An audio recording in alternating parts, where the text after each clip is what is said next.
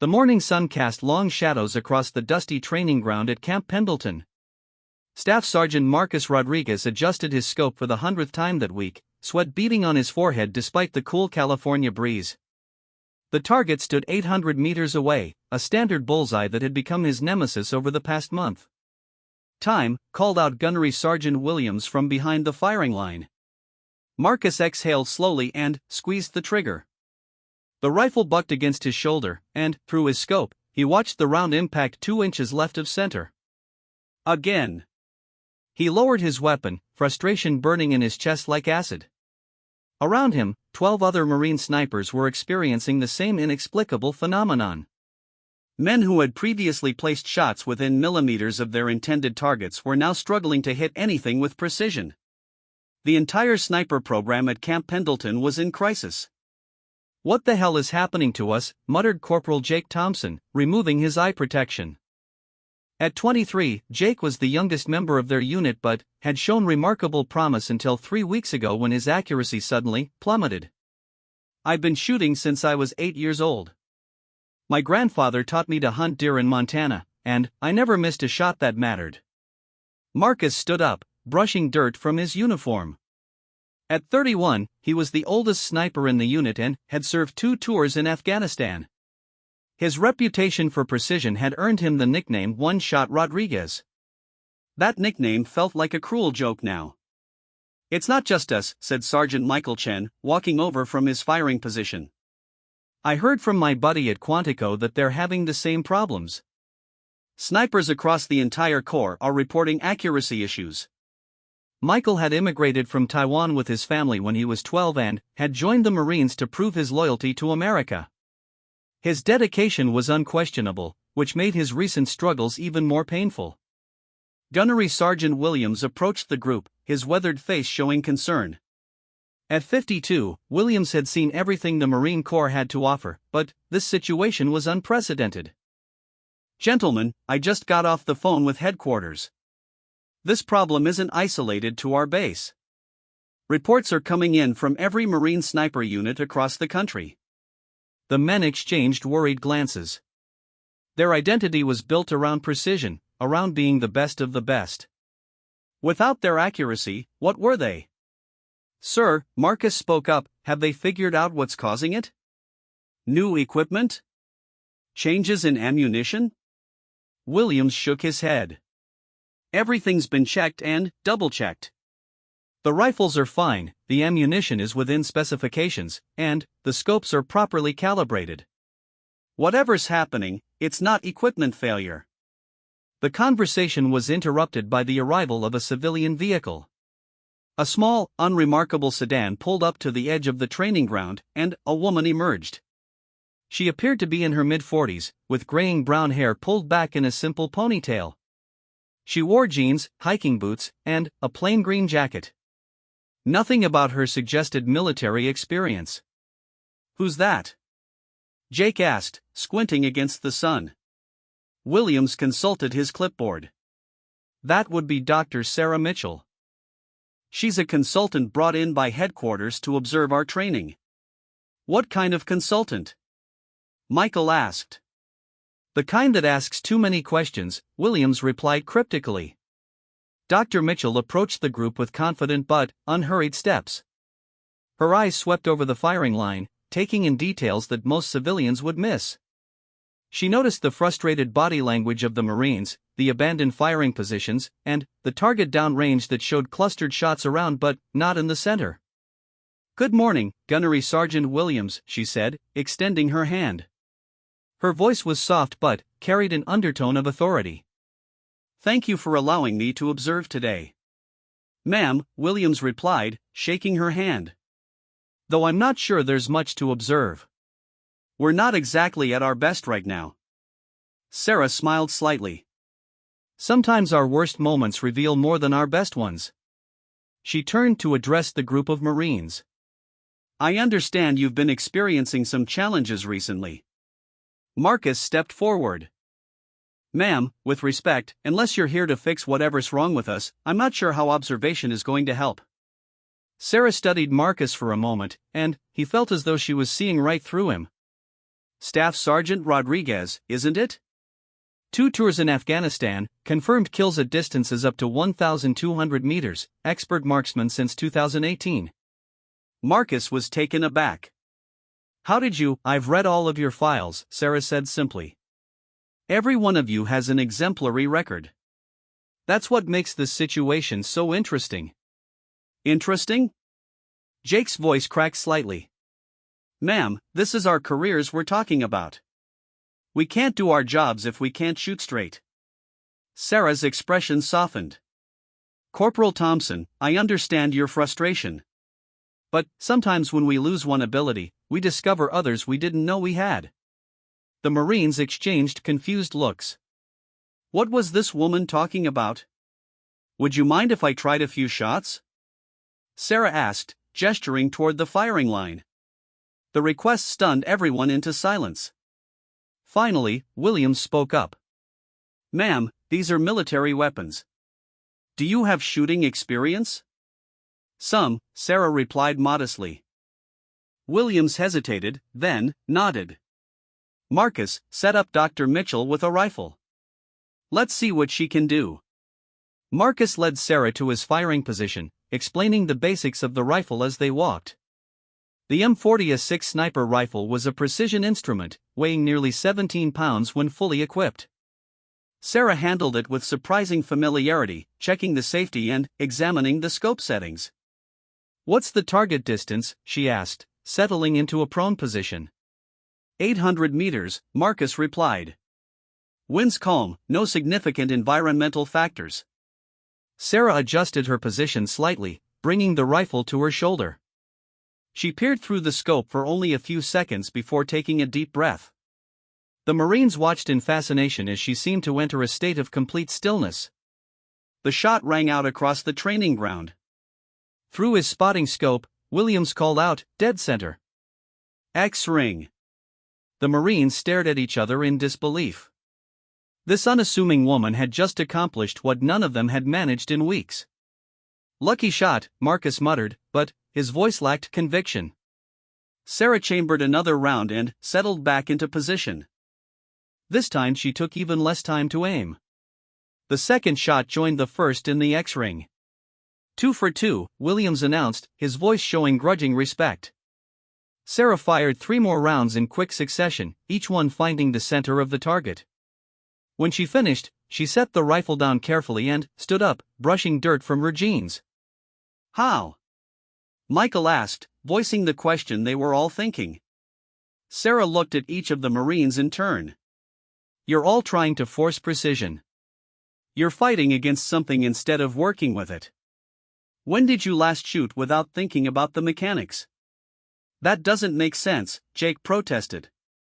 Precision shooting is all about mechanics. Breathing, trigger control, sight alignment, those are tools, Sarah interrupted gently. But they're not the foundation. Tell me, when did each of you first fall in love with shooting? The question caught them off guard.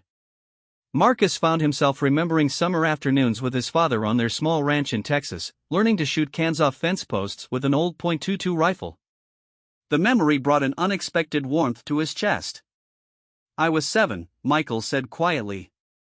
My uncle took me to a carnival game with air rifles. I won a giant stuffed bear for my sister. I'll never forget how happy she was. Jake nodded slowly.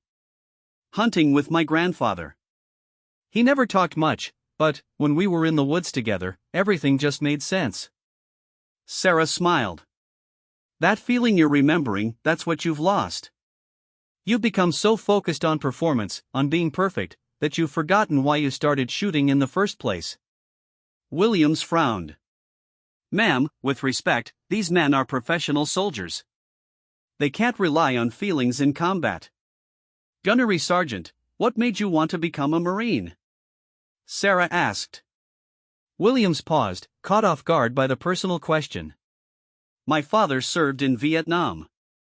When I was growing up, he never talked about it much, but I could see it in his eyes. The pride, but also the weight of what he'd experienced.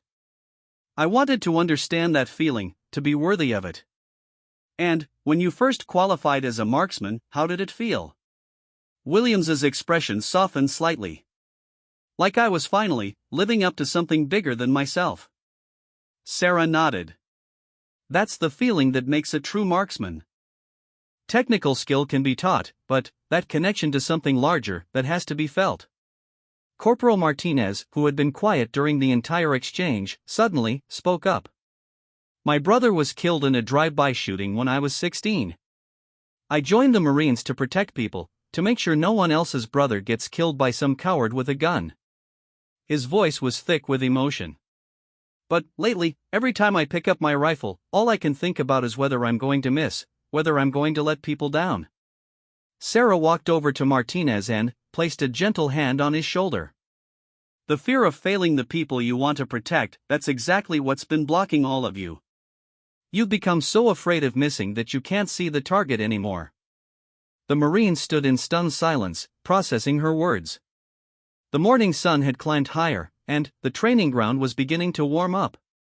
In the distance, other units were conducting their own exercises, but here at the sniper range, everything felt suspended in time. What do you suggest we do? Marcus asked finally. Sarah looked around the group. First, I want each of you to tell me about someone you're shooting for. Not your unit, not your country, though those matter too, but one specific person whose safety depends on your accuracy. The request seemed strange, but there was something in Sarah's demeanor that commanded respect.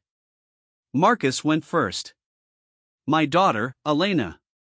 She's 8 years old and wants to be a Marine when she grows up. When I'm deployed, I carry her picture in my helmet. Every shot I take is to make the world safer for her. Michael nodded. My mother. She gave up everything to bring our family to America. She works 2 jobs to support my younger siblings while I serve. Every mission I complete successfully means she can sleep a little easier at night.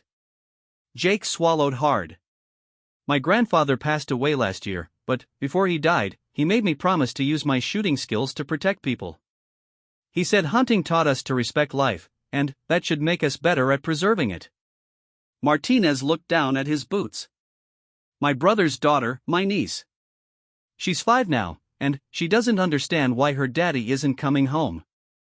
I want to make sure no other little girl has to grow up without her father because someone like me missed a shot that mattered. Sarah listened to each story with complete attention, and the Marines could see that she was genuinely moved by their words. When they finished, she was quiet for a long moment. Now, she said finally, I want you to understand something. For the past month, you've been shooting at paper targets, trying to prove your worth to your instructors, to your peers, to yourselves. But none of you became a sniper to shoot paper. You became snipers to protect the people you just described. She gestured toward the target downrange. That bullseye isn't just a circle on paper. It's the threat to Elena's future. It's the danger that keeps Michael's mother awake at night. It's the enemy that took Martinez's brother. When you see it that way, when you remember who you're really shooting for, your body remembers what your mind has forgotten. Williams had been listening intently, and now he stepped forward. Dr. Mitchell, that's a beautiful sentiment, but these men need practical solutions. We have a mission to accomplish, and philosophy doesn't put rounds on target. Sarah turned to face him directly.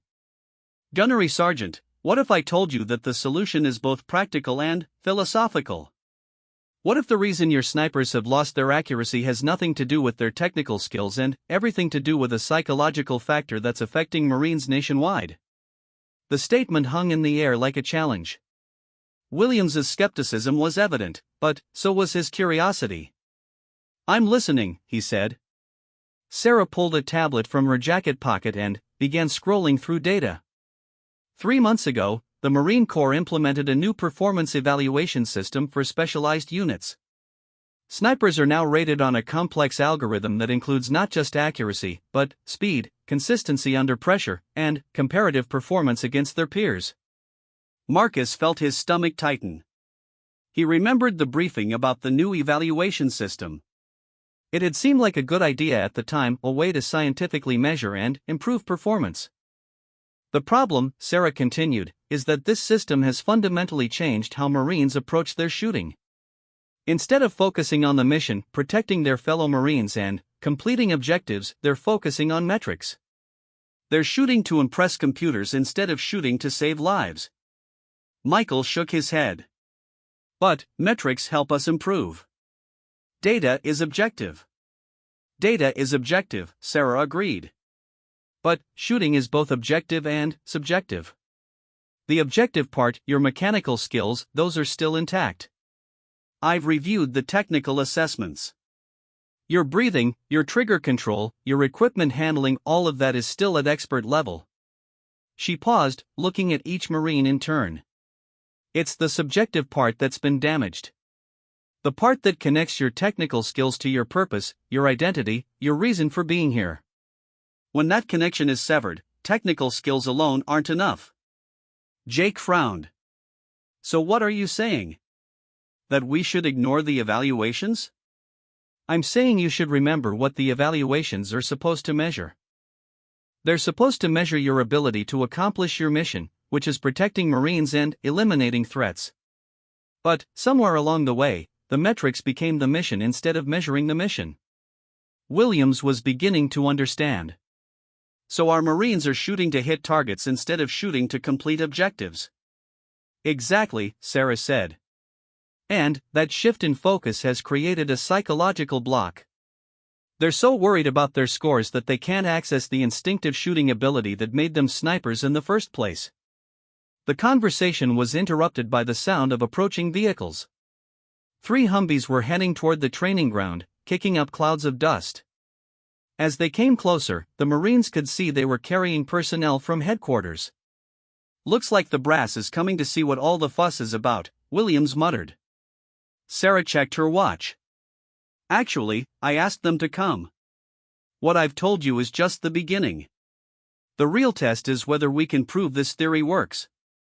Marcus felt a mixture of hope and anxiety. What kind of test? Sarah smiled, and, for the first time, there was something almost mischievous in her expression. The kind that will either prove you're still the best snipers in the world, or confirm that your careers are over. The Humvees came to a stop, and several high-ranking officers emerged. Colonel Peterson, the base commander, walked directly to Williams and Sarah. Gunnery Sergeant Williams, Dr. Mitchell. I understand we have a situation here that requires immediate attention. Sarah stepped forward. Colonel Peterson, thank you for coming. I believe we're about to demonstrate a solution to the accuracy problems your snipers have been experiencing. Peterson looked skeptical. Dr. Mitchell, I've read your preliminary report, but I need to see concrete results. These Marines have a mission to prepare for, and if they can't perform at acceptable levels, I need to know now. Understood, sir, Sarah replied. What I'm proposing is a modified training exercise that will test both the technical and psychological aspects of sniper performance. She turned to address the group of Marines. Gentlemen, I want you to forget everything about evaluations, metrics, and performance scores.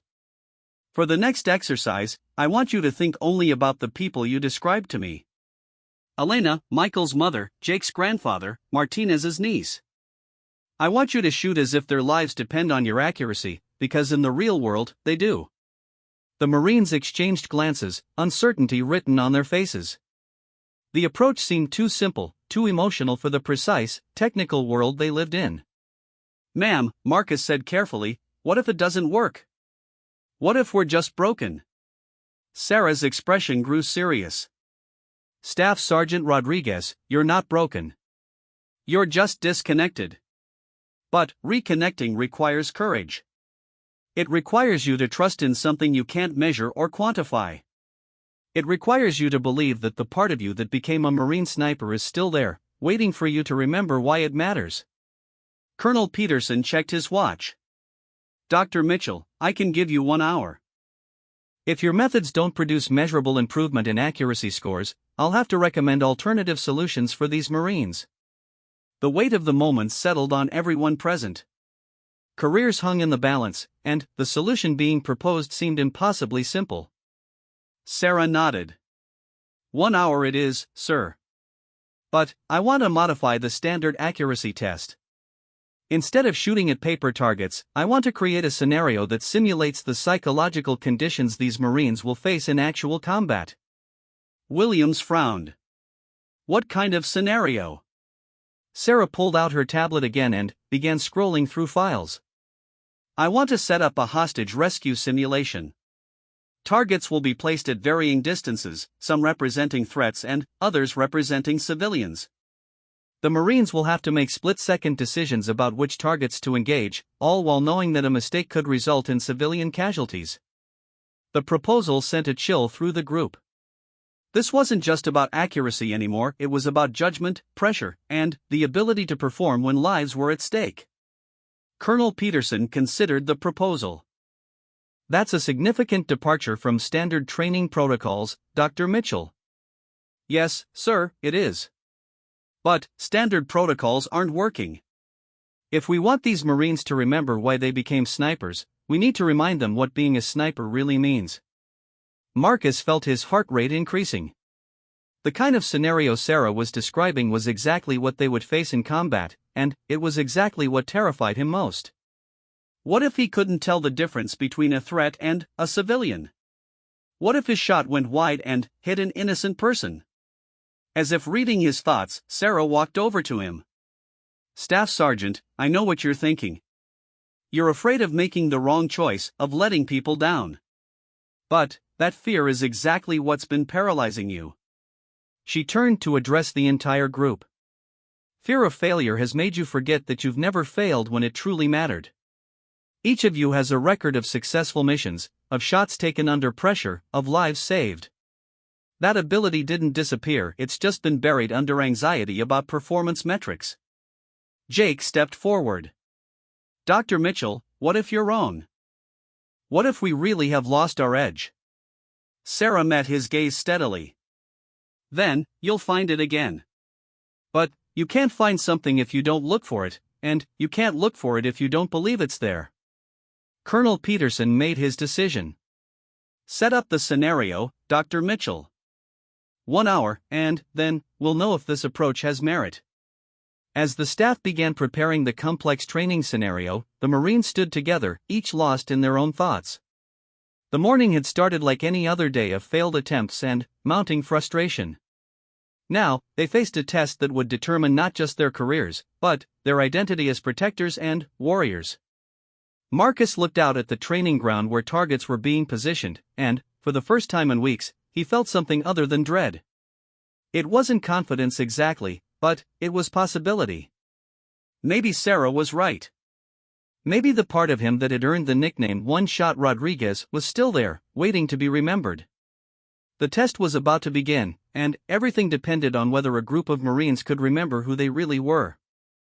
The training ground had been transformed into something resembling a small town. Plywood buildings created narrow alleys and open squares, while mannequins dressed in civilian clothes were positioned throughout the area. Some mannequins held weapons, marking them as threats, while others carried briefcases or stood with children, clearly representing innocent bystanders. Marcus wiped sweat from his palms as he studied the scenario through his binoculars. The setup was more complex than anything they had trained on recently. Targets were positioned at ranges from 200 to 1,000 meters, and the angles were challenging. Some threats were partially concealed behind cover, while civilians stood dangerously close to potential targets. This is insane, Jake muttered beside him. One wrong shot and we could kill a civilian. The margin for error is practically zero. Dr. Sarah Mitchell stood behind the firing line with Colonel Peterson and the other officers from headquarters. She had changed from her casual civilian clothes into military fatigues, and Marcus noticed she carried herself with the confidence of someone who had worn a uniform before. "Marines," Colonel Peterson called out, "you'll be conducting this exercise one at a time. You'll have 5 minutes to identify and engage all legitimate threats while avoiding civilian casualties. Dr. Mitchell will be scoring you based on accuracy, speed, and decision-making." Gunnery Sergeant Williams approached the group of snipers. "Rodriguez, you're up first."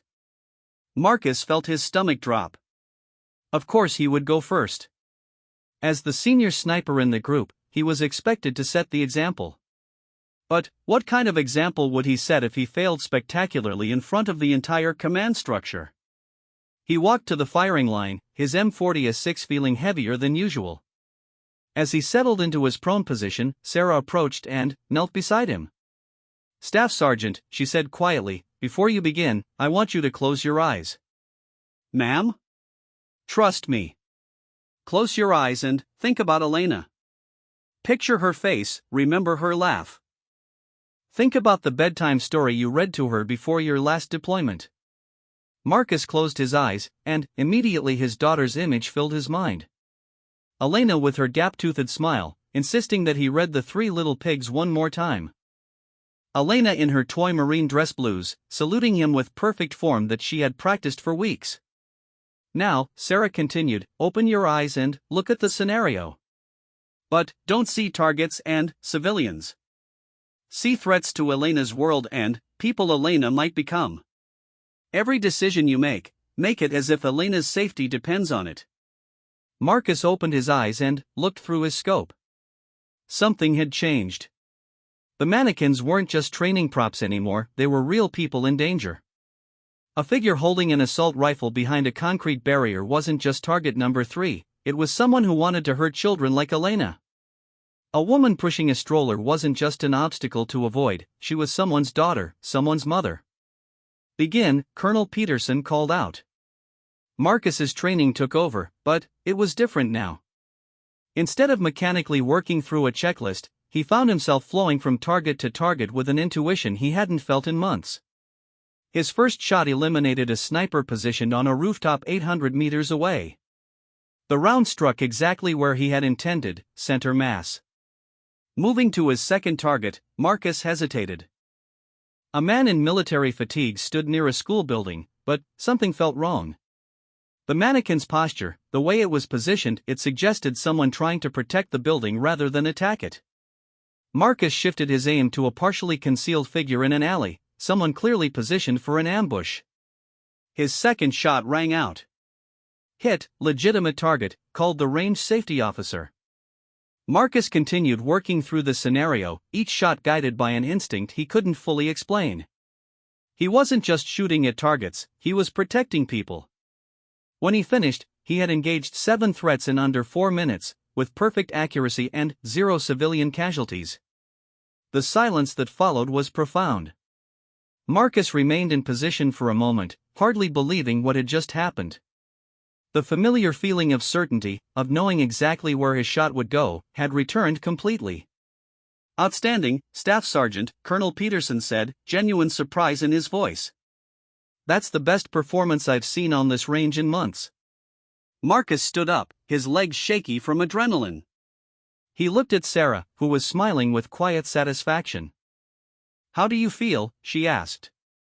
"Like myself again," Marcus replied honestly.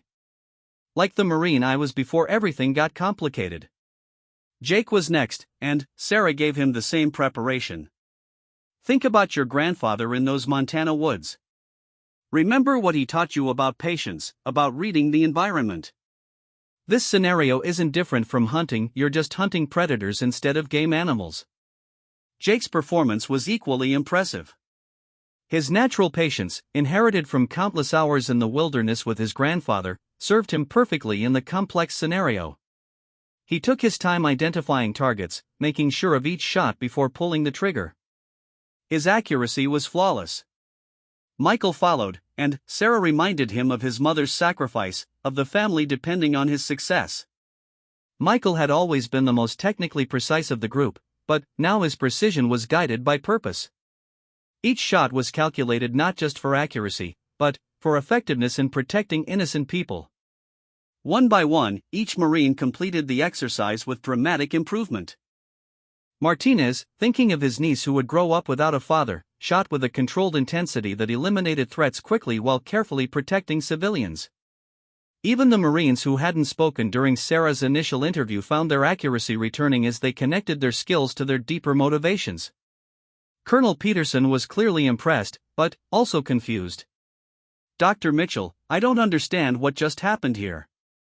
These same Marines couldn't hit a stationary target at 800 meters yesterday, and today they're performing at expert level on a complex combat scenario. Sarah nodded toward the Marines, who were gathered together comparing their experiences. Colonel, what you've witnessed is the difference between shooting to perform and shooting to protect. These Marines never lost their technical skills, they lost their emotional connection to their purpose. But, how is that possible? They're professionals. They train constantly. Sarah pulled out her tablet and showed Peterson a series of charts and graphs. 6 months ago, these Marines were shooting to neutralize threats and protect their fellow soldiers. Their accuracy was excellent because their motivation was clear. But, when the new evaluation system was implemented, their focus shifted to achieving scores rather than accomplishing missions. She scrolled to another chart. The psychological impact was immediate. Instead of shooting with confidence born from purpose, they began shooting with anxiety born from the fear of poor evaluation. That anxiety created a mental block that interfered with their ability to access their trained instincts. Williams, who had been listening to the conversation, joined them. So you're saying the evaluation system caused this problem? Not the system itself, Sarah clarified, but the way it was implemented. Performance metrics are valuable tools, but they should measure mission effectiveness, not replace mission focus. When Marines start shooting to impress evaluators instead of shooting to complete objectives, their performance actually decreases. Colonel Peterson studied the data on Sarah's tablet. This suggests the problem might be affecting other specialties as well. It is, Sarah confirmed. We're seeing similar issues with pilots, explosive ordnance disposal technicians, and special operations personnel. Any specialty that requires a combination of technical skill and intuitive decision-making has been affected. The conversation was interrupted by the approach of another vehicle. This one was different, a black SUV with government plates. As it came to a stop, 2 individuals in civilian clothes emerged. Marcus recognized them immediately as personnel from Marine Corps headquarters in Quantico. Colonel Peterson called the first man, a tall figure with graying temples. I'm General Harrison's aide. We need to speak with Dr. Mitchell immediately. Sarah looked surprised. I wasn't expecting anyone from the General's office.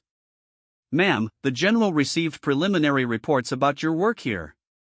Given the scope of the performance issues across the Corps, he wants a full briefing as soon as possible. Colonel Peterson frowned. What's the urgency? We're still in the testing phase of Dr. Mitchell's methods. The aide's expression was grim. Sir, the performance issues have expanded beyond training environments. We've had mission failures in 3 different theaters of operation in the past week. Situations where Marine snipers were unable to take shots that should have been routine. A chill ran through the group. Training problems were one thing, but mission failures meant that people were dying because Marines couldn't perform their jobs. Marcus stepped forward. Sir, what kind of mission failures? The aide hesitated, then decided to share the information. A hostage rescue operation in Syria. The sniper team was unable to take clean shots on the hostage takers because they couldn't achieve the precision necessary to avoid hitting the hostages. The mission was aborted, and the hostages were moved to an unknown location. Jake felt sick. This was exactly the kind of scenario they had just trained on, and it was playing out with real consequences in the real world. There was also a counter-sniper mission in Afghanistan, the aide continued. Our sniper was unable to neutralize an enemy marksman who had pinned down an infantry patrol. The enemy sniper wounded 3 Marines before the patrol could withdraw. Sarah was studying the information on her tablet with intense focus. How long ago did these missions take place? The Syria operation was 5 days ago. Afghanistan was 3 days ago. That matches the timeline, Sarah muttered, more to herself than to the group. The psychological impact of the evaluation system has had time to spread throughout the entire sniper community. General Harrison's aide turned to Sarah.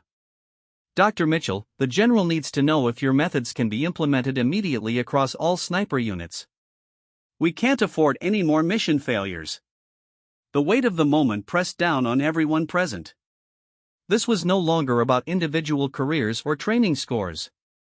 Marines in combat zones were depending on sniper support that wasn't reliable.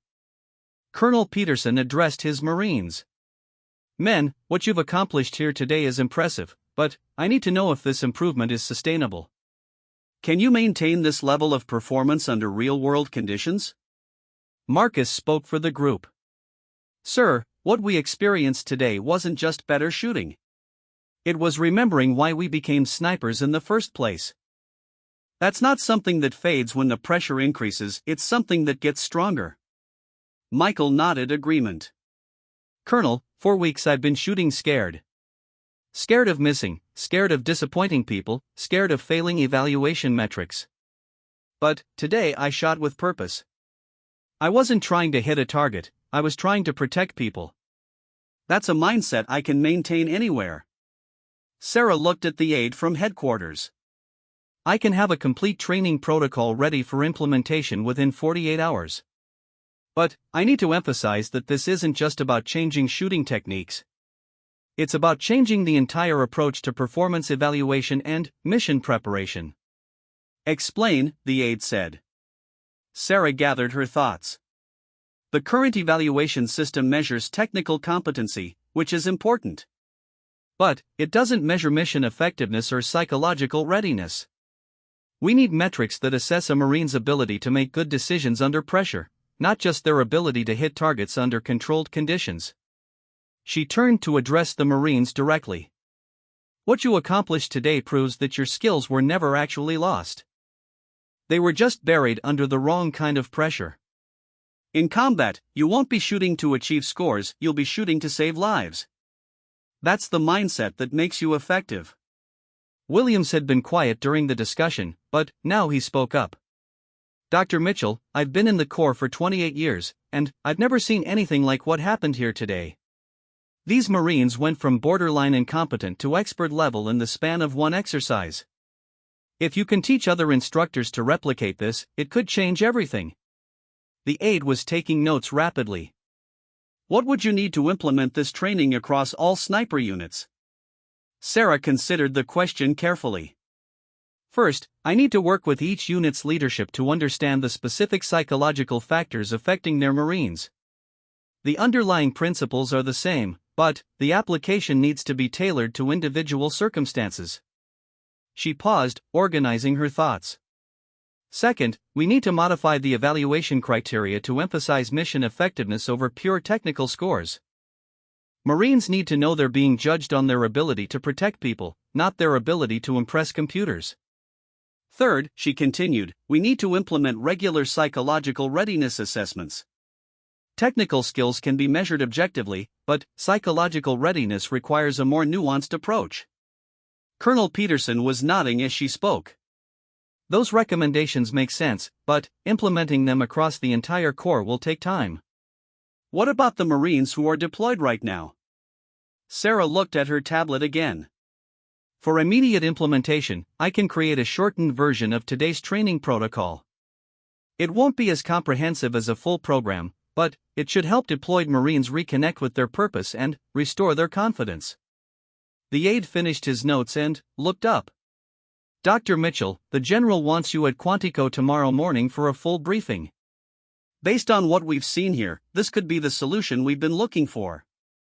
As the headquarters personnel prepared to leave, Sarah turned back to the Marines who had participated in the day's exercise. "I want each of you to remember how you felt during that scenario," she said. "You weren't just shooting at targets, you were protecting people who matter to you. That feeling, that sense of purpose, is what made you effective. Don't let anyone convince you that metrics are more important than mission." Marcus stepped forward. "Ma'am, what you've done for us today, I don't know how to thank you." Sarah smiled. "Don't thank me yet, Staff Sergeant. Thank me when you're downrange, taking the shots that save Marines' lives. That's when we'll know if today really mattered." As the group began to disperse, Jake approached Sarah privately. "Dr. Mitchell, can I ask you something?" "Of course. When you shot those 5 rounds earlier, hitting the center each time, you weren't just demonstrating technique, were you? You were showing us what shooting with purpose looks like." Sarah looked at Jake thoughtfully. Corporal Thompson, what do you think? Jake considered the question. I think you've been where we are. I think you understand what it's like to lose confidence in something you've always been good at, and you know how to find it again. Sarah didn't respond directly, but her expression suggested Jake was on the right track. Ma'am, Jake continued, were you military? After a long pause, Sarah nodded. Army sniper, 3 tours in Iraq. I went through my own crisis of confidence several years ago. It nearly ended my career before I figured out what was really happening. The revelation explained everything: Sarah's familiarity with the weapons, her understanding of military culture, and her insight into the psychological factors affecting sniper performance. What caused your crisis? Jake asked. Sarah was quiet for a moment, clearly deciding how much to share. I started focusing on being the best sniper in my unit instead of focusing on completing my missions. I became obsessed with my reputation, my scores, my ranking among my peers. The more I focused on being better than other snipers, the worse my shooting became. How did you get it back? The same way you got yours back today. I remembered that I didn't become a sniper to compete with other snipers. I became a sniper to protect soldiers. Once I reconnected with that purpose, everything else fell into place. Jake nodded, understanding. That's why you knew exactly what was happening to us. That's why I knew exactly how to fix it, Sarah corrected. You weren't broken, Corporal. You were just pointed in the wrong direction. As the afternoon sun began to set over Camp Pendleton, the Marines who had struggled for weeks with inexplicable accuracy problems were finally beginning to understand what had gone wrong and how to fix it. The solution hadn't been technical adjustments or equipment modifications, it had been remembering who they were and why they served. But the day's success was just the beginning. Tomorrow, Sarah would face the challenge of convincing Marine Corps leadership to implement a fundamental change in how they trained and evaluated their most specialized personnel. The stakes couldn't be higher. Marines in combat zones were depending on sniper support, and any delay in implementing a solution could cost lives. As the training ground cleared, Marcus remained behind for a few minutes, looking out at the scenario where he had rediscovered his abilities. For the first time in weeks, he felt confident about his next deployment. He wasn't just a Marine trying to achieve good scores, he was Elena's father, protecting her world one shot at a time. That distinction, he now understood, made all the difference. The conference room at Marine Corps headquarters in Quantico was filled with some of the highest-ranking officers in the Corps. General Harrison, a stern man with silver hair and piercing blue eyes, sat at the head of the massive oak table. Around him were colonels and lieutenant colonels from sniper programs across the country, intelligence officers, and training specialists. Dr. Sarah Mitchell stood at the front of the room, her laptop connected to a large display screen. Despite being surrounded by career military officers, she showed no signs of intimidation. Her presentation materials were organized, her data was comprehensive, and her confidence was evident.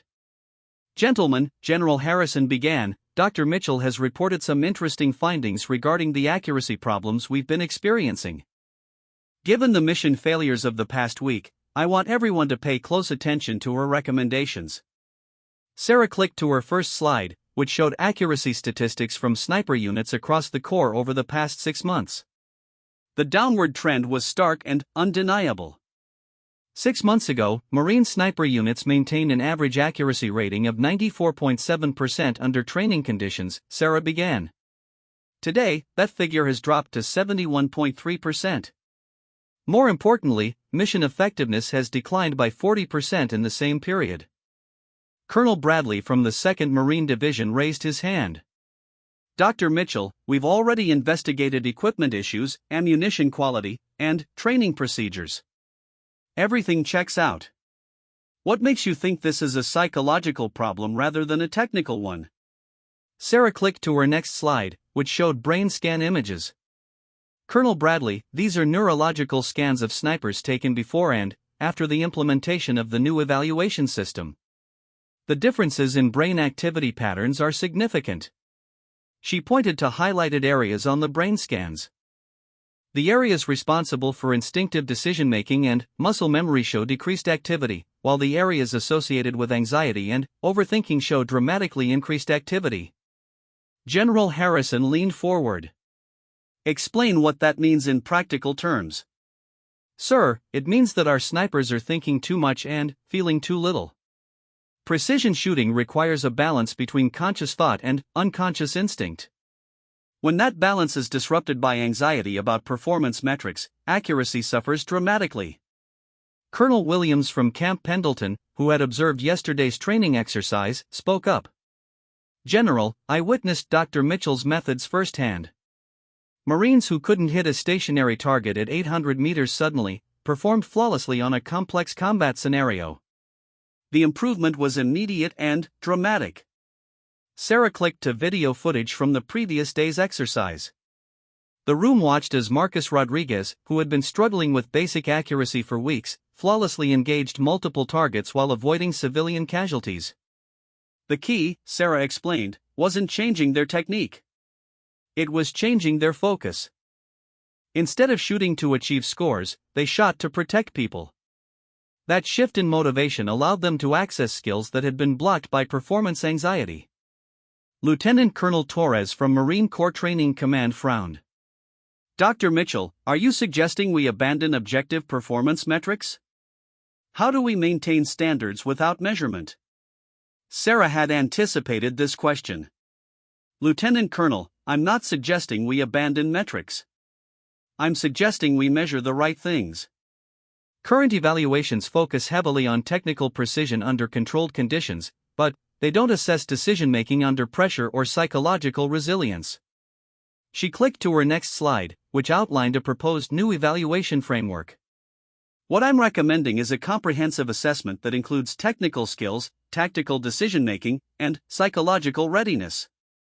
Marines should be evaluated on their ability to complete missions, not just their ability to hit bullseyes. General Harrison studied the proposed framework carefully.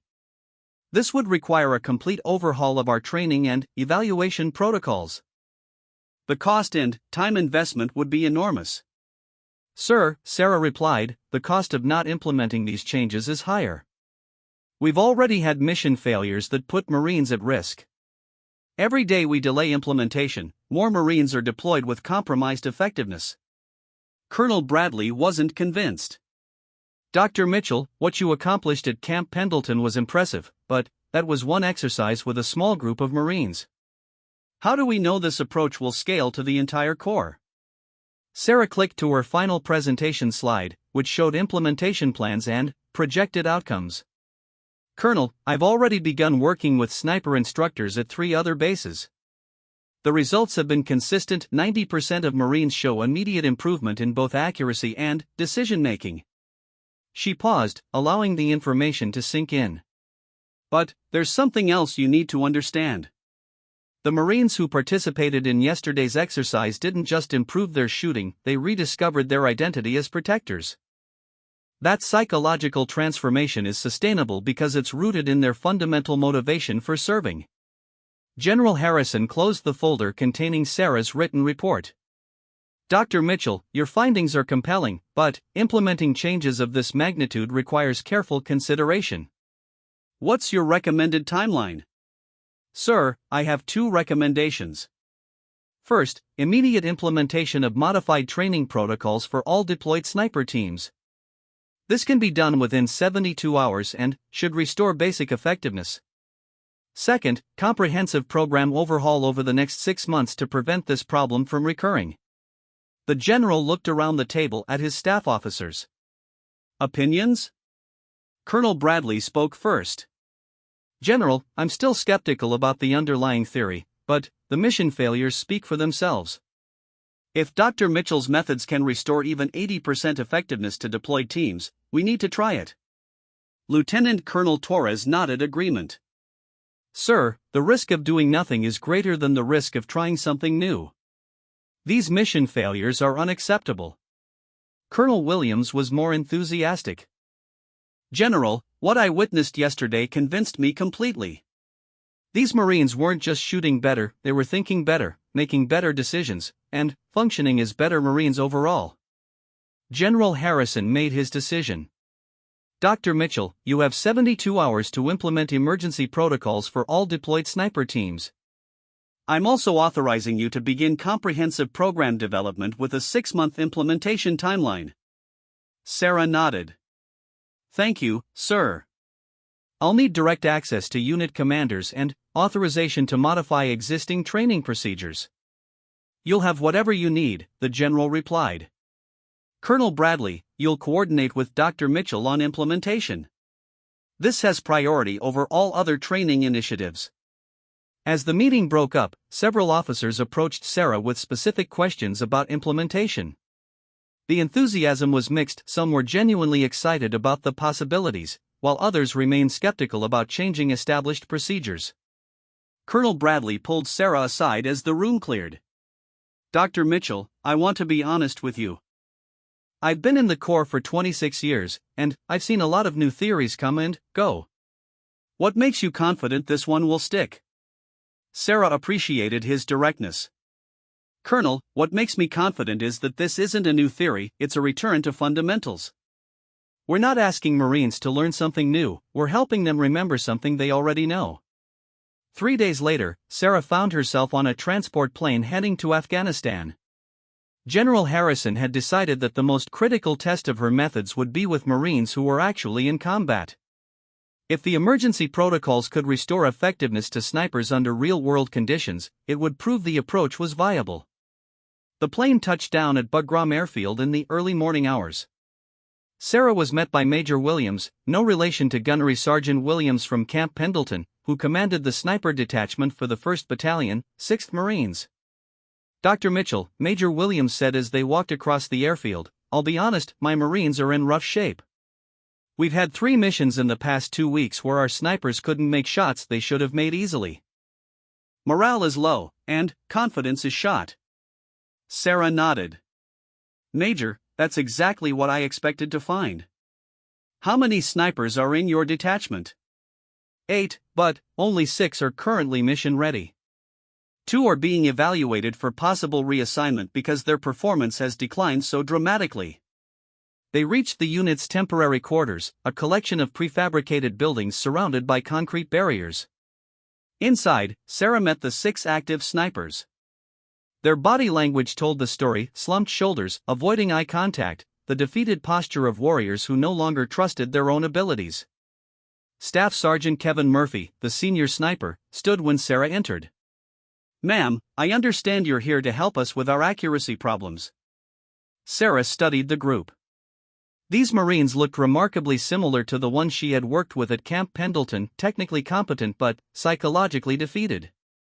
Staff Sergeant Murphy, tell me about your last mission. Murphy's expression darkened. 3 days ago, we were providing overwatch for a convoy that was hit by an IED.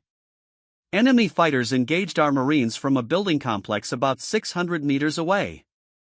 I had clear shots on 3 different targets, but I couldn't. He trailed off, clearly struggling with the memory. You couldn't trust your shots, Sarah finished for him. Yes, ma'am. I was worried about missing, worried about hitting civilians, worried about letting down the Marines depending on me. Every time I started to squeeze the trigger, I'd second-guess myself. By the time I finally took a shot, the targets had moved. Sarah looked around the group. How many of you have experienced something similar? All 6 Marines raised their hands. Okay, Sarah said, we're going to fix this. But first, I need each of you to tell me about someone back home who's counting on you to come back safely. The request surprised them, but they complied. Murphy talked about his wife, who was 8 months pregnant with their first child. Corporal Anderson described his younger brother, who idolized him and wanted to join the Marines when he graduated high school. Lance Corporal Peterson spoke about his grandmother, who had raised him after his parents died in a car accident. As each Marine shared their personal motivations, Sarah could see their posture beginning to change. The defeated slump was gradually replaced by straighter spines and more direct eye contact. Now, Sarah said, I want you to understand something important. For the past several months, you've been shooting to avoid failure instead of shooting to protect people. That shift in mindset has created a psychological block that interferes with your natural abilities. She pulled out her tablet and showed them the same brain scan she had presented at headquarters. This is what anxiety does to your brain when you're trying to perform a precision task. The areas responsible for instinct and muscle memory shut down, while the areas responsible for conscious thought go into overdrive. Corporal Martinez raised his hand. Ma'am, how do we fix it? We restore your connection to your purpose, Sarah replied.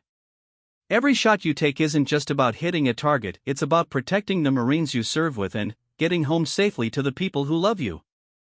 Major Williams had been listening quietly, and now he spoke up. Dr. Mitchell, that sounds good in theory, but these Marines need practical results. We have a mission tomorrow night, and I need to know my snipers are reliable. Sarah nodded. Major, I understand your concern. What I'm proposing is that we conduct a modified training exercise this afternoon, similar to what was done at Camp Pendleton. If the Marines show improvement, they participate in tomorrow's mission. If they don't, we'll re-evaluate. The training exercise was set up in an abandoned section of the airfield. Using shipping containers and concrete barriers, Major Williams' staff created a complex urban scenario with multiple targets at varying ranges. Some targets represented enemy combatants, while others were clearly civilian. Staff Sergeant Murphy was the first to attempt the exercise. Sarah gave him the same preparation she had used with the Marines at Camp Pendleton, focusing on his pregnant wife, on his unborn child, on his responsibility as a protector. As Murphy settled into his firing position, Sarah could see the change in his demeanor. The tension and anxiety that had been evident earlier were replaced by focused determination. Murphy's first shot eliminated a target at 700 meters, center mass. His second shot, taken at a more challenging angle, was equally precise. He continued through the scenario, making split-second decisions about which targets to engage while carefully avoiding civilian casualties. When he finished, Murphy remained in position for a moment, clearly surprised by his own performance. That felt completely different, he said quietly. I wasn't thinking about the mechanics, I was just shooting. The other Marines completed the exercise with similar results. Each one showed dramatic improvement in both accuracy and decision-making. More importantly, their confidence was visibly restored. Major Williams was impressed but cautious. Dr. Mitchell, this improvement is remarkable, but how do we know it will hold up under actual combat conditions? Sarah understood his concern. Major, the best way to find out is to give them the chance to prove it. But I want to be present for tomorrow's mission to provide real-time support if needed. The next evening, Sarah found herself in a forward observation post overlooking a small village where intelligence had located a high-value target. Staff Sergeant Murphy and Corporal Anderson were positioned 800 meters from the target building, providing overwatch for a Marine assault team. Through her night vision equipment, Sarah could see both snipers were calm and focused. Their movements were precise and confident, a dramatic change from the defeated Marines she had met just 2 days earlier. The assault team moved into position, and, almost immediately, enemy fighters appeared on rooftops and in windows of surrounding buildings. Murphy and Anderson began engaging targets with methodical precision, each shot calculated to eliminate threats while avoiding any risk to civilians or friendly forces. Tango down, Murphy reported over the radio after his first shot. Building 2, northwest corner. Second Tango eliminated, Anderson added seconds later. Building 4, main entrance. The engagement lasted only 6 minutes, but, in that time, Murphy and Anderson eliminated 8 enemy fighters without a single missed shot or civilian casualty. The assault team completed their mission successfully, and the high-value target was captured without resistance. After the mission, as they were preparing to return to base, Murphy approached Sarah. Ma'am, I don't know how to explain what happened out there. It was like everything just clicked into place. Every shot felt inevitable. Sarah smiled. Staff Sergeant, what you experienced tonight is who you really are as a Marine sniper. The person who was missing shots last week, that wasn't you. That was someone trapped by anxiety and fear. Anderson nodded agreement. Ma'am, it's like you gave us permission to be good at our jobs again. I didn't give you permission, Sarah corrected. I just helped you remember that you already had it. Major Williams had monitored the entire mission from the command post, and he was clearly impressed. Dr. Mitchell, that was flawless execution. Both snipers performed at expert level under actual combat conditions. Sarah was pleased with the results, but she knew the real test would come over the following weeks. Would the Marines be able to maintain their restored confidence without her direct support? Over the next 10 days, Murphy's sniper team participated in 4 more missions, each one presenting different challenges and levels of complexity. Their performance remained consistently excellent, with 100% accuracy and no civilian casualties. More importantly, their confidence continued to grow. They began taking on more challenging assignments and volunteering for missions that other sniper teams had declined due to difficulty. On her last day in Afghanistan, Sarah received a call from General Harrison. "Dr. Mitchell, I've been receiving reports from theater commanders about dramatic improvements in sniper performance. What you've accomplished over there has convinced me that your approach is the solution we need." "Thank you, sir. The Marines here have proven that the problem was never their technical skills, it was their psychological preparation. I'm authorizing full implementation of your training protocols across all Marine sniper units," the general continued. "Colonel Bradley will coordinate the rollout, and you'll have whatever resources you need." As Sarah prepared to leave Afghanistan, she met with Murphy's team one final time. "Remember what you've learned here," she told them. "You're not just snipers trying to achieve good scores, you're Marines protecting people who matter. As long as you keep that perspective, you'll never lose your edge again." Staff Sergeant Murphy spoke for the group. "Ma'am, you saved our careers and, possibly our lives. We won't forget what you've taught us." Sarah shook hands with each Marine, knowing that she was leaving behind warriors who had rediscovered not just their shooting ability, but their sense of purpose and identity. The flight back to the United States gave Sarah time to reflect on what had been accomplished. In less than 2 weeks, she had helped transform Marines who were considered failures into some of the most effective snipers in the Corps. But, more than that, she had proven that the solution to complex performance problems wasn't always complex itself. Sometimes, the answer was as simple as remembering why the work mattered in the first place.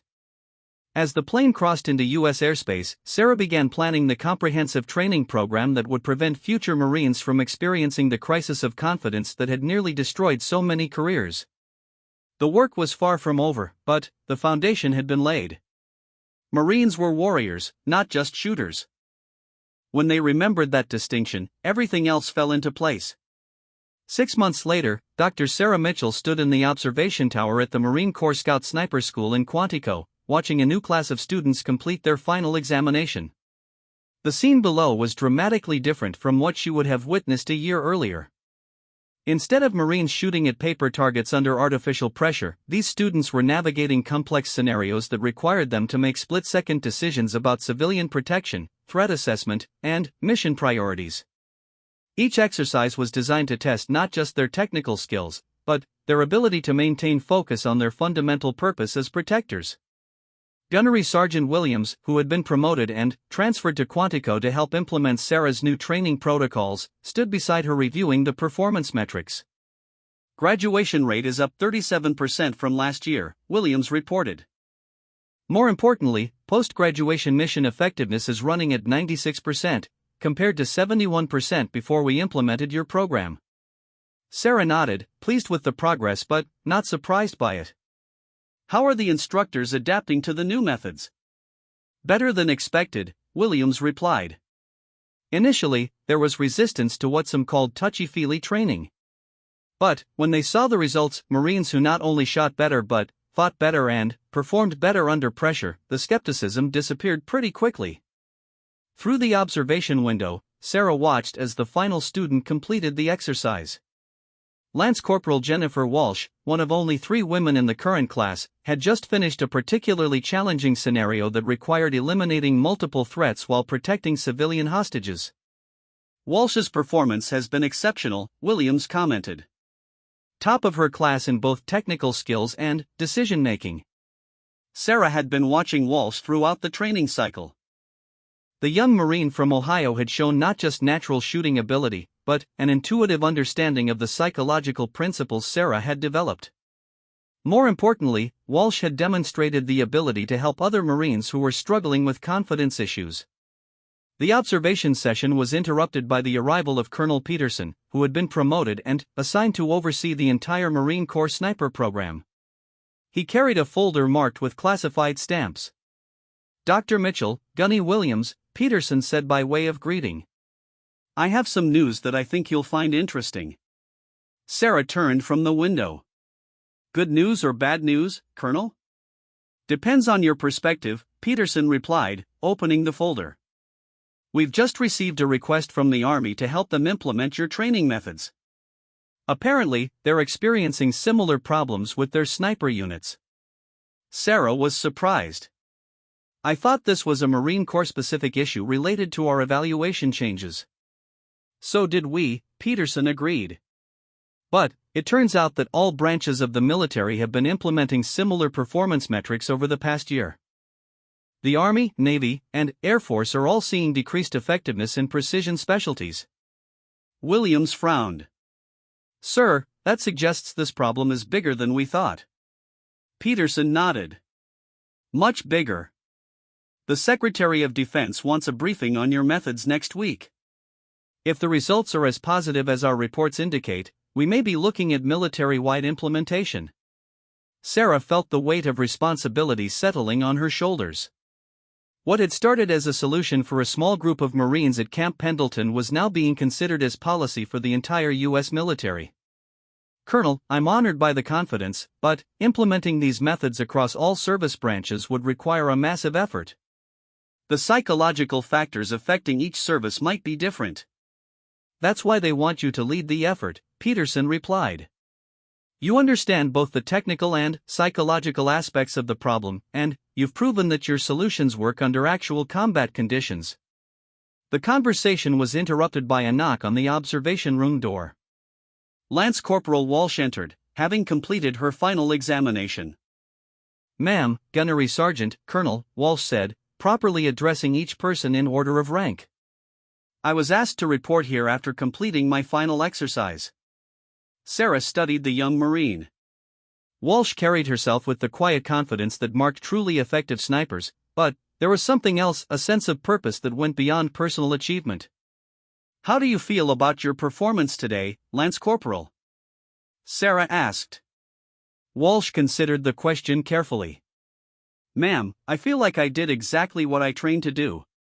Every shot I took was to protect the people in that scenario, and every decision I made was based on completing the mission safely."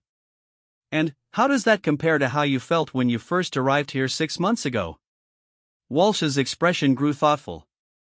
"Ma'am, when I first got here, I was shooting to prove I belonged. I was worried about whether people thought a woman could be a Marine sniper, worried about whether I was tough enough, smart enough, good enough. Those worries made me second-guess everything." She paused, organizing her thoughts. "But, after learning your methods, I realized I wasn't here to prove anything to anyone. I was here to learn to protect Marines. Once I understood that, everything else became clear." Williams smiled with pride. Lance Corporal Walsh finished first in her class and has been selected for immediate deployment to a forward reconnaissance unit. Sarah was impressed but not surprised. "Congratulations, Lance Corporal. Where will you be deployed?" "Syria, ma'am. Intelligence gathering and force protection for a Marine expeditionary unit." Sarah felt a familiar pang of concern. Despite all the training and preparation, sending a young Marine into combat was never easy. But, looking at Walsh's confident bearing and clear sense of purpose, she felt reassured. "Lance Corporal," Sarah said, "I want you to remember something. The skills you've learned here aren't just about shooting accurately. They're about thinking clearly under pressure, making good decisions when lives are at stake, and staying connected to your purpose when everything around you is chaotic." Walsh nodded seriously. "Ma'am, I understand. And I want you to know that I'll do everything I can to honor the training I've received here." After Walsh left to continue her out-processing, the 3 senior personnel returned to discussing the broader implications of the program's success. Colonel Peterson pulled out additional documents from his folder. Dr. Mitchell, I have performance reports from all the Marine sniper units that have implemented your training. The results are consistent across every unit. He handed her a summary sheet. Accuracy is up an average of 28%. Mission success rate is up 34%. Most importantly, there have been 0 civilian casualties caused by Marine snipers in the 6 months since implementation. Sarah reviewed the data with satisfaction. The numbers confirmed what she had observed anecdotally. Marines who were connected to their purpose performed better in every measurable category. There's something else, Peterson continued. We've started receiving requests from other military specialties to adapt your training methods. Pilots, explosive ordnance disposal technicians, special operations personnel, everyone wants to understand how to maintain peak performance under pressure. Williams looked up from his own reports. Ma'am, that makes sense. The psychological principles you've identified probably apply to any high-stress specialty that requires precision and good judgment. Sarah nodded thoughtfully. The underlying theory is universal. When people are motivated by purpose rather than by fear of failure, they perform better. But the application would need to be tailored to each specialty. That's exactly what the Secretary of Defense wants to discuss with you, Peterson said. The possibility of developing a comprehensive approach to performance psychology for all military specialties. The magnitude of the opportunity was both exciting and daunting. Sarah had spent her career studying the intersection of psychology and performance, but she had never imagined her work would have such broad application. Their discussion was interrupted by the arrival of another visitor. General Harrison entered the observation room, his presence immediately commanding everyone's attention. Gentlemen, Dr. Mitchell, the general said. I wanted to personally thank you for what you've accomplished here. Sarah stood at attention along with the others. Thank you, sir. The Marines deserve the credit. They proved that the principles work. General Harrison walked to the observation window and looked down at the training area where the next class of students was already beginning their first exercise. Dr. Mitchell, I've been in the Corps for 32 years, and I've never seen a training innovation have such immediate and lasting impact. But, more than that, you've helped us remember something fundamental about what it means to be a Marine. He turned back to face the group. We are warriors, not just weapons. Our strength comes not from our equipment or our techniques, but from our commitment to protect those who cannot protect themselves. When we lose sight of that purpose, we lose our effectiveness. Sarah appreciated the recognition, but she was more interested in ensuring the long-term success of the program. General, what concerns me now is sustainability. How do we make sure future Marines don't lose connection to these principles? General Harrison smiled. That's already being addressed. Your training methods are being incorporated into basic training, not just sniper school. Every Marine will learn the psychological foundations of effective performance from the beginning of their career. The news was better than Sarah had dared hope. By teaching these principles to all Marines from the start, the Corps could prevent the crisis of confidence that had nearly destroyed so many careers. There's one more thing, General Harrison continued. The Commandant has approved the establishment of a new research center for performance psychology. He wants you to head it up. Sarah was stunned. Sir, I'm honored, but I'm not sure I'm qualified to lead such an effort. Dr. Mitchell, the general replied, you've revolutionized how the Marine Corps thinks about training and performance. If you're not qualified to lead this effort, no one is.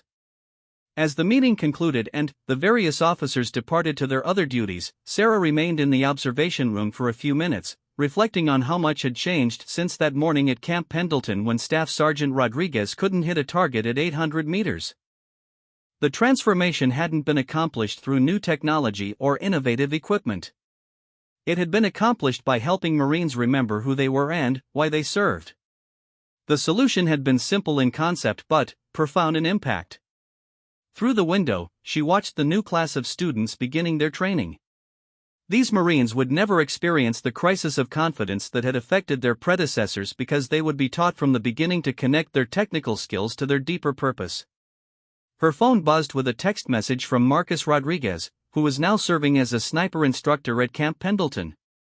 The message included a photo of his daughter Elena, now 9 years old and still wearing her toy Marine dress blues, along with a note. Elena says, "Thank you for helping Daddy remember how to protect people."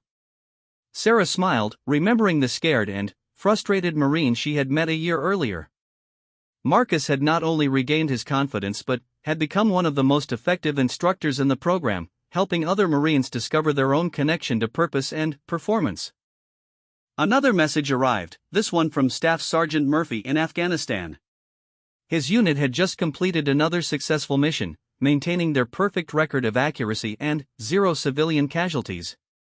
The message was brief but meaningful, still shooting to protect, not to perform. Thank you for showing us the difference. As Sarah prepared to leave Quantico for her new assignment in Washington, D.C., she thought about all the Marines whose careers and confidence had been restored over the past year. More importantly, she thought about all the lives that would be saved in the future by Marines who understood that their greatest weapon wasn't their rifle, it was their unwavering commitment to protecting others. The military was about to embark on a comprehensive re-evaluation of how it trained and motivated its most specialized personnel. The principles that had saved the Marine Corps sniper program would now be applied across all branches of the armed forces. But perhaps the most important impact was the hardest to measure: the restoration of identity and purpose to warriors who had temporarily forgotten who they were. In helping Marines reconnect with their fundamental motivation to serve and protect, Sarah had done more than improve performance metrics, she had renewed the warrior spirit that made the Marines who they were. Years later, when military historians would study the transformation of U.S. military training in the early 21st century, they would point to the crisis of confidence among Marine snipers as the catalyst for a revolutionary change in how the military understood the relationship between psychology and performance. But, for Sarah, the real measure of success wasn't in the history books or the performance statistics. It was in the knowledge that somewhere in the world, Marines like Marcus Rodriguez and Kevin Murphy and Jennifer Walsh were serving with confidence, purpose, and unshakable commitment to protecting others. They were no longer just trying to hit targets, they were protecting the people who mattered most. And, when that distinction was clear, they never missed.